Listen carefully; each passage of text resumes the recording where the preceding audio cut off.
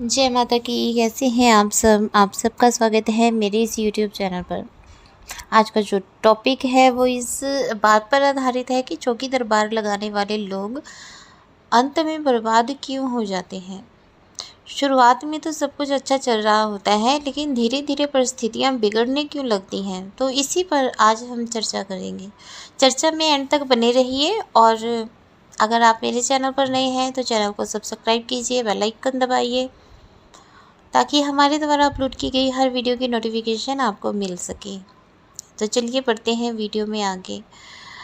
देखिए, जब कोई भक्त गद्दी लगाता है और चौकी दरबार शुरू करता है, तब बहुत से पीड़ित लोग वहाँ आना शुरू कर देते हैं और अपनी समस्याओं का समाधान करवाने के लिए भक्त से प्रार्थना करते हैं।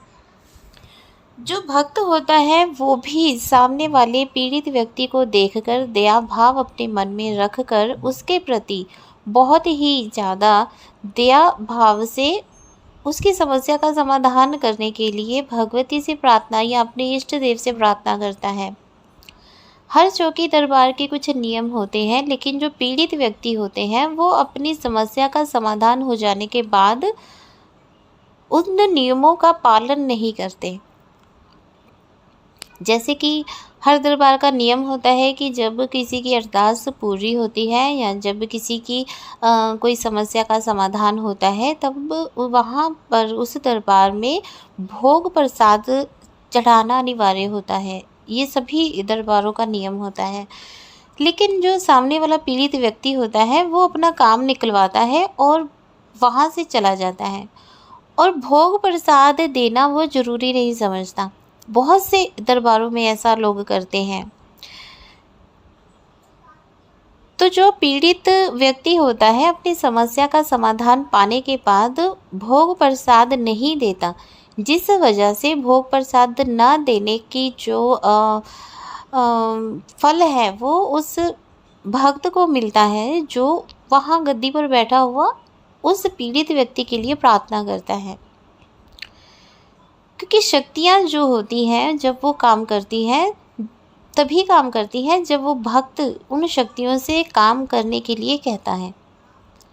अब भक्त प्रार्थना करता है कि इस व्यक्ति का ये काम कर दीजिए, आपको ये चढ़ाएगा। ठीक है, अब उस व्यक्ति ने ये तो उस समय कह दिया कि हाँ ये चढ़ाऊँगा, लेकिन वो चढ़ा कर नहीं जाता, तो वो शक्तियाँ उस भक्त को पकड़ती हैं कि तू बिचौलिया बना था, तूने ही कहा था कि ये चढ़ाएगा, लेकिन इसने तो नहीं चढ़ाया।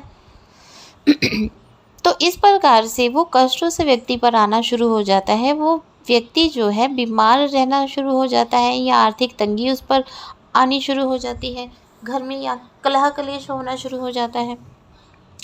तो कभी भी जैसे कोई भक्त दरबार में बैठा होता है, जब भी कोई संगत आए तो उसे कहिए कि वो खुद प्रार्थना करे, अरदास लगाए, अपने नाम लेकर, अपना नाम लेकर खुद अरदास लगाए, ताकि अगर वो भोग प्रसाद नहीं चढ़ाता है, धन्यवाद भोग नहीं देता है, तो उसका जो भी कष्ट है वो आप पर नहीं आएगा। वो व्यक्ति जाने या आपके इष्ट देव जाने, ये उन दोनों के बीच की बात हो जाएगी।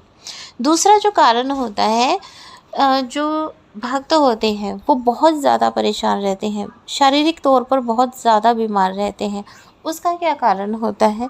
जब कोई पीड़ित व्यक्ति आ जाता है और जो वो भक्त होता है उसकी पीड़ा को दूर करने के लिए उस व्यक्ति के नाम का संकल्प लेकर उसके लिए मंत्रोच्चारण करना शुरू कर देता है।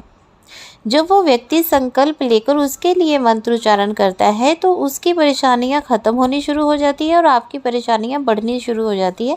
इसलिए कभी भी किसी के नाम का संकल्प लेकर आपको कभी कोई मंत्रोच्चारण नहीं करना चाहिए। आप केवल अपने नाम का मंत्रोच्चारण कर सकते हैं, अपने नाम का संकल्प लेकर मंत्रोच्चारण कर सकते हैं। ठीक है, तो इन चीज़ों का ध्यान रखना होता है, कभी किसी के नाम का संकल्प नहीं लेना।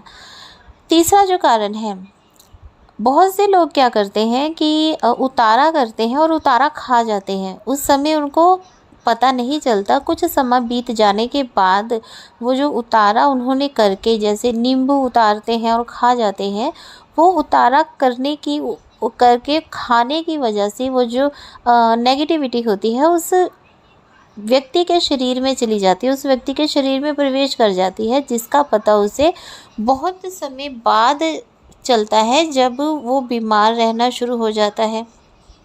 नेगेटिविटी उसके अंदर चली गई, लेकिन उसके पाठ जो इसके मंत्र जाप है, उसकी जो शक्तियां हैं वो अभी कम है, क्षीण है, और उस व्यक्ति की, जो पीड़ित व्यक्ति है, उस पर जो नेगेटिव एनर्जी है वो बहुत हाई लेवल की है। तब वो व्यक्ति जो है उतारा करने के बाद नींबू जो खा जाता है, या उतारा करने के बाद लौंग खा जाता है, उतारा करने के बाद पान खा जाता है, तो उस व्यक्ति के साथ जब उस नेगेटिव एनर्जी के साथ जब उस व्यक्ति के अंदर की शक्तियाँ लड़ती हैं, तो वो जो शक्तियाँ हैं वो क्षीण होने की वजह से बहुत जल्दी ख़त्म हो जाती हैं।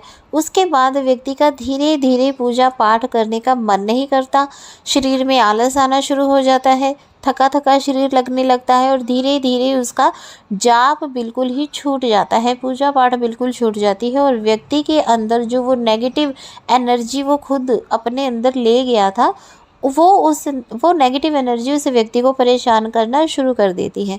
इसलिए आपने कभी भी किसी का उतारा नहीं खाना है।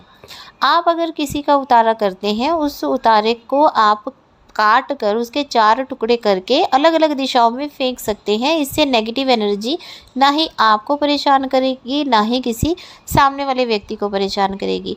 आप अगर किसी का उतारा करते हैं, उस उतारे को आप कहीं दूर जंगल में फेंक सकते हैं, ताकि ना ही आप उस नेगेटिव एनर्जी के उस उतारे के संपर्क में आए, ना ही कोई अन्य व्यक्ति जो है वो उस नेगेटिव एनर्जी का जो आपने उतारा किया है उसके संपर्क में कोई दूसरा व्यक्ति भी ना आए।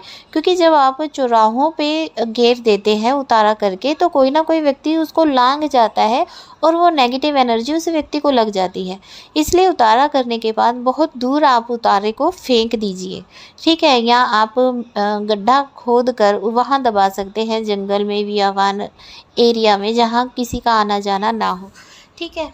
तो गद्दी लगाने वाले लोग जब ये सब गलतियां करते हैं जोश जोश में आकर, तब उनके साथ ये सब होना आरंभ हो जाता है, ठीक है। ये उन लोगों के साथ होता है जिन्होंने अभी नई नई गद्दी लगानी शुरू की है, उनकी अभी शक्तियां बहुत कम है, इतनी हाई लेवल की शक्तियां नहीं है। लेकिन कुछ लोग ऐसे होते हैं जिनकी बहुत ही ज़्यादा भक्ति बढ़ चुकी है, बहुत उन्होंने सिद्धियां बहुत की हैं, तो जब वो किसी का उतारा करके खा जाते हैं, तो वो जो नेगेटिव एनर्जी उनके शरीर के अंदर प्रवेश करती है, उनके शरीर के अंदर जो सिद्धियों ने जगह बनाई हुई है, वो सिद्धियां ही उस नेगेटिव एनर्जी को अंदर ही अंदर ख़त्म कर देती हैं, ठीक है। और अगर आपने नई नई गद्दी लगानी शुरू की है, तो आप कभी भी किसी का भी उतारा नहीं खाएंगे।